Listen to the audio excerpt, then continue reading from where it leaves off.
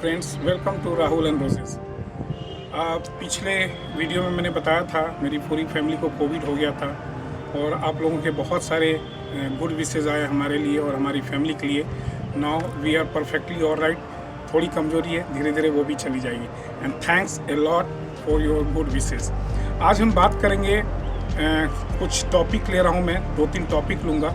और पिछले वीडियोज़ में मेरे सामने बहुत सारे आपके सवाल आए, उनको वो कन्फ्यूज़न मैं आपकी दूर करने की कोशिश करूँगा।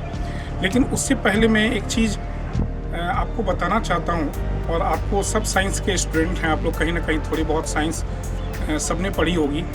जो हमारा प्लांट्स है, कोई भी प्लांट्स, उसका नेचुरल हैबिटेट क्या है, यानी उसका नेचुरल घर क्या है। उसका नेचुरल घर है खुला आसमान, खुली हवा और खुला पानी।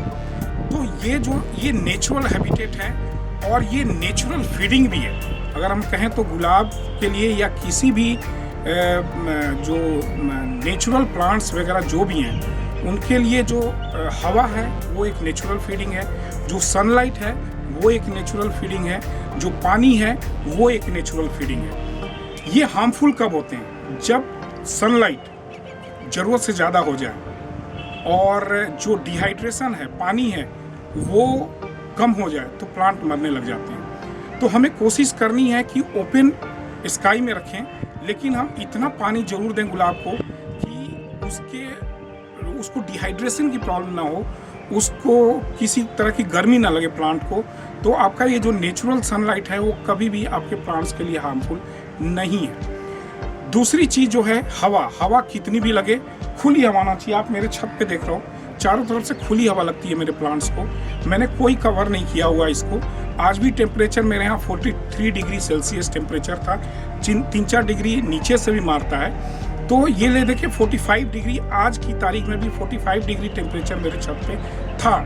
जो अभी मैं शाम में 5 बजे वीडियो बना रहा हूँ, अभी भी धूप है काफ़ी। तो उसके बावजूद भी ये प्लांट मेरे हरे भरे हैं, इनमें फूल भी आ रहे हैं और इनमें जो डेड हेड है वो ख़त्म भी करता हूँ, फिर और भी फूल आ जाते हैं। और आपको मैं एक और सरप्राइज़ बात बताऊँगा, लेकिन उससे पहले एक और मैं बताऊँगा कि जो तीसरी चीज़ है, हमने सनलाइट की बात, दूसरा हमने बात किया आपका एयर का, और तीसरा है पानी। पानी हर वक्त नहीं हो सकता, बारिश हर वक्त नहीं हो सकती। तो हम आर्टिफिशियल तरीके से हम गुलाब के अंदर पानी देते हैं, सावरिंग करते हैं। तो हम कोशिश ये करते हैं कि पानी की मात्रा हमारे जो गर्मी की मात्रा से हमेशा ज़्यादा रहे। तो डिहाइड्रेशन की प्रॉब्लम गुलाब के अंदर अगर नहीं आएगी तो गुलाब को कभी कोई नेचुरल हैबिटेट में कभी कोई प्रॉब्लम नहीं आएगी।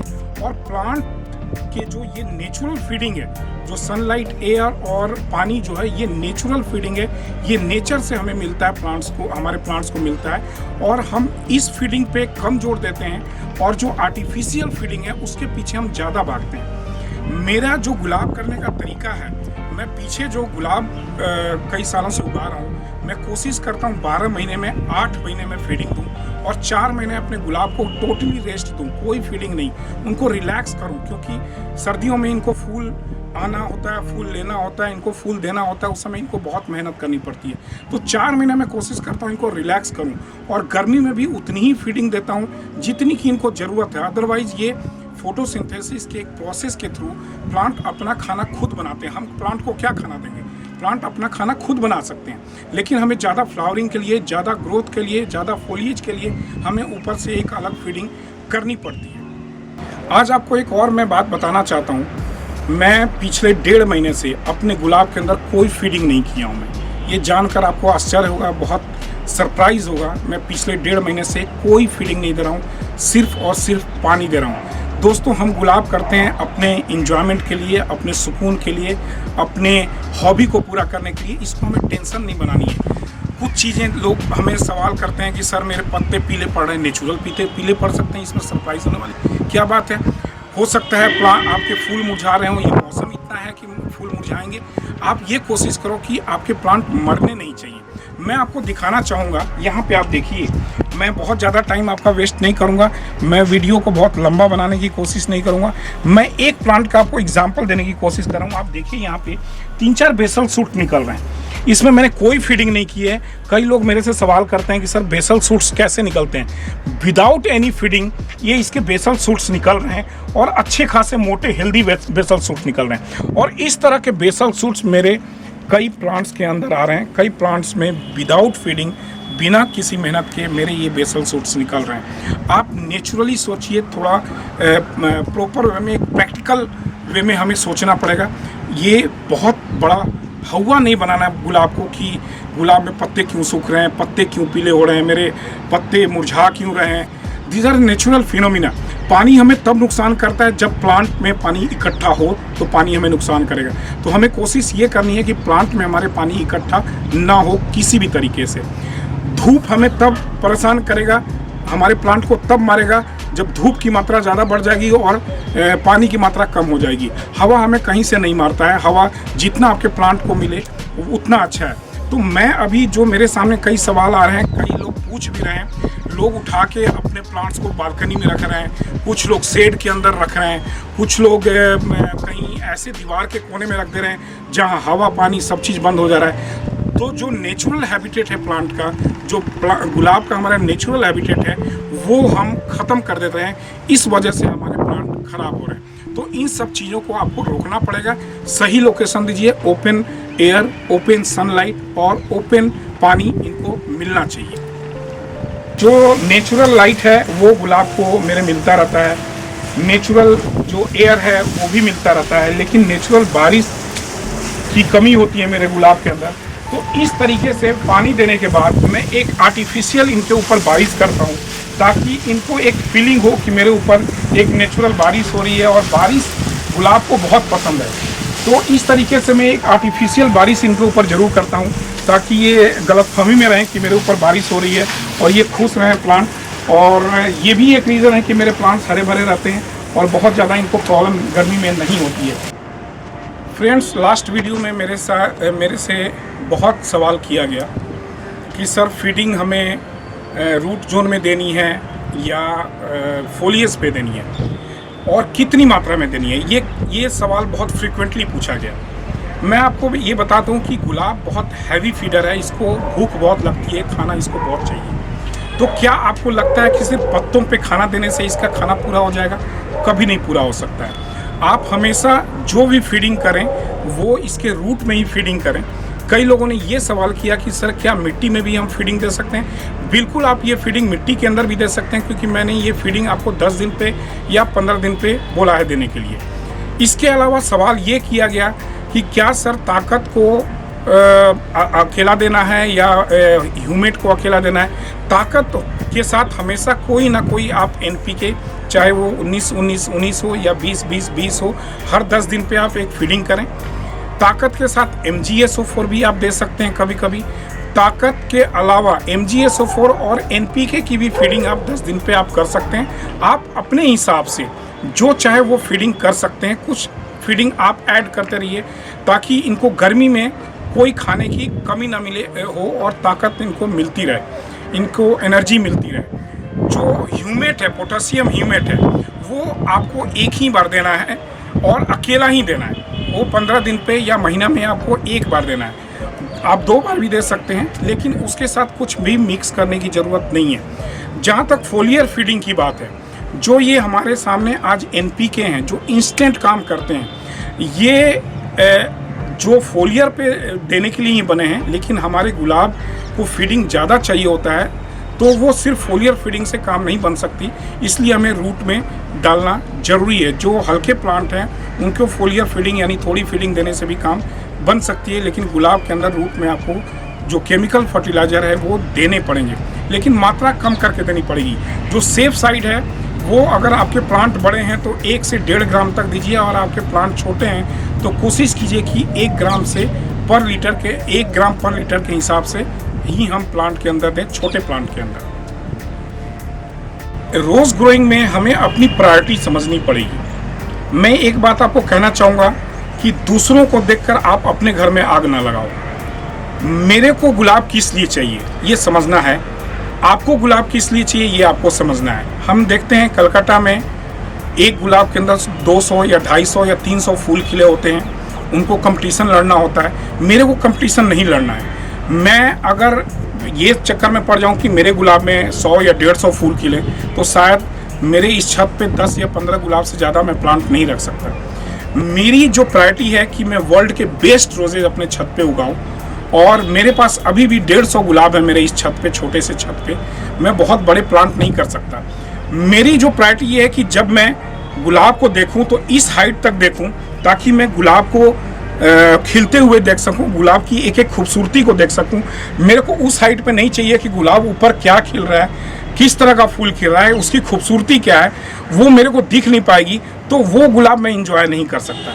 ये मेरी प्रायोरिटी है। मैं नहीं कह रहा हूँ कि आप भी ऐसा बनो, मैं अपनी सोच बता रहा हूँ। आपकी भी अपनी एक सोच हो सकती है। तो कोशिश ये करो कि आप किस तरह का गुलाब चाहते हो, उस तरीके से गुलाब को उगाने की कोशिश करो। उसके हिसाब से फीडिंग करो।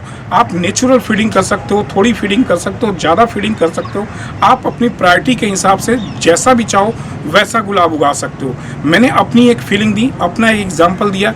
बेस्ट रोजेज मेरे को अपने छत पे उगाने हैं, बहुत सारे फूल खिलाने हैं। मैं 15 सितंबर तक प्रूनिंग कर लेता हूँ, और मार्च अप्रैल तक मैं फूल का मज़ा लेता रहता हूँ। लेकिन कुछ लोग कंपटीशन, अगर 5 जनवरी को अगर कंपटीशन है तो 40 दिन पहले उसके प्रूनिंग करेंगे। किसी का अगर दिसंबर में है तो उसके 50 दिन पहले प्रूनिंग करेंगे। वो बहुत कैलकुलेटिव गार्डनिंग करते हैं। मैं वो नहीं करता। मैं गुलाब को एंजॉय करने के लिए, गुलाब की खूबसूरती के लिए, गुलाब की ब्यूटी के लिए गुलाब उगाता हूँ। अपनी खुशी के लिए, अपने सेटिस्फेक्शन के लिए गुलाब उगाता हूँ। तो आप किसी और को देखकर परेशान होने की ज़रूरत नहीं है आपको।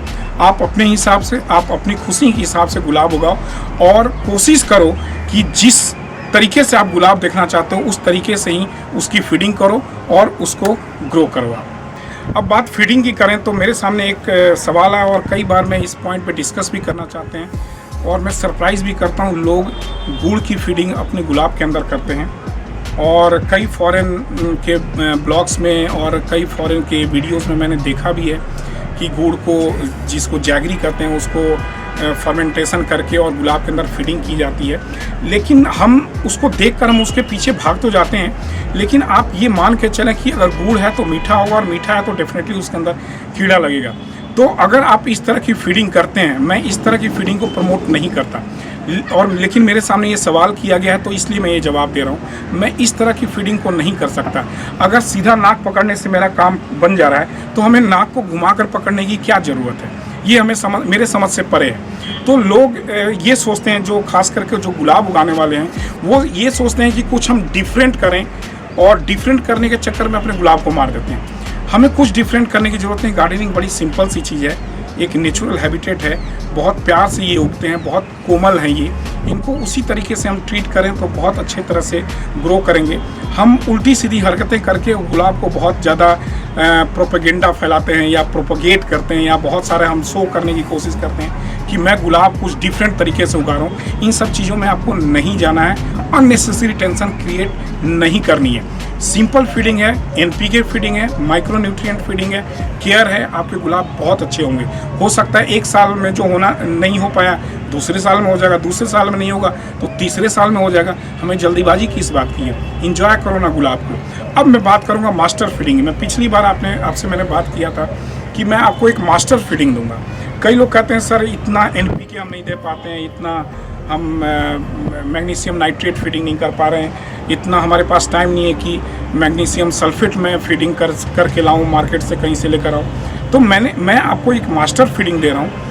इसमें आप देख रहे हैं कि इसमें बोन मील, नीम खली, पोटास, सुपर फॉस्फेट, ये जितने हैं ये मात्रा मैं आपको ये दिखा रहा हूँ। ये मात्रा के हिसाब से आप एक बॉक्स में एक सारा मिक्सर तैयार कर लें, रेडी कर लें, और 1 किलो या 1.5 किलो या 2 किलो का एयर टाइट कंटेनर में ये मात्रा बना के, ये सॉल्यूशन बना के रख लें। और अगर आपके प्लांट छोटे हैं तो ½ स्पून, अगर आपके प्लांट बड़े हैं तो 1 स्पून अपने पॉट में डाल दें। और डालने के बाद कुड़ाई नहीं करनी है। डालने से पहले कुड़ाई कर लें, डालने के बाद नहीं कुड़ाई करनी है। और आप उसके बाद डालने के बाद उसको मिलाना भी नहीं है, और उसके बाद आपको इसके अंदर पानी डालनी है। और जैसे जैसे आप सावरिंग करेंगे, पानी डालेंगे, ये these are the slow releasing fertiliser. ये धीरे धीरे आपके प्लांट के अंदर, आपके रूट के अंदर जाते रहेंगे, और जो रिक्वायरमेंट है फूड की, आपके प्लांट के जो रिक्वायरमेंट है उसको ये पूरी करते रहेंगे। और पूरी गर्मी में आपको कभी किसी और फीडिंग देने की ज़रूरत नहीं है। आप पोटेशियम ह्यूमेट एक बार जरूर 15 दिनों पे दें। ताकत जरूर आप फीडिंग करें, उससे जो मॉइस्चर है प्लांट के अंदर बना रहता है, नमी प्लांट के अंदर बनी रहती है, प्लांट हरे भरे रहते हैं। ये क्योंकि ह्यूमेट से, पोटेशियम ह्यूमेट से ह्यूमस क्रिएट होगा रूट के अंदर, और आपका प्लांट हरा भरा रहेगा। तो ये मास्टर फीडिंग आप करें, और आगे जो भी आपके सवाल होंगे मैं कोशिश करूँगा वीडियो के थ्रू आपके सारे सवालों का जवाब दूँ। थोड़ा डिले हो सकता है लेकिन डिनाई नहीं होगा, डेफिनेटली मैं जवाब दूंगा। आगे आने वाले समय में और भी कई टॉपिक पे हम डिस्कस करेंगे, बात करेंगे। उम्मीद है कि ये डिस्कशन हमारा अच्छा लगा होगा और आप इसको फॉलो करेंगे। तो आने वाले वीडियो का इंतज़ार करें। तब तक स्वस्थ रहें, सुखी रहें, घर पे रहें और आनंद लें परिवार का। Thank you so much and keep blessings.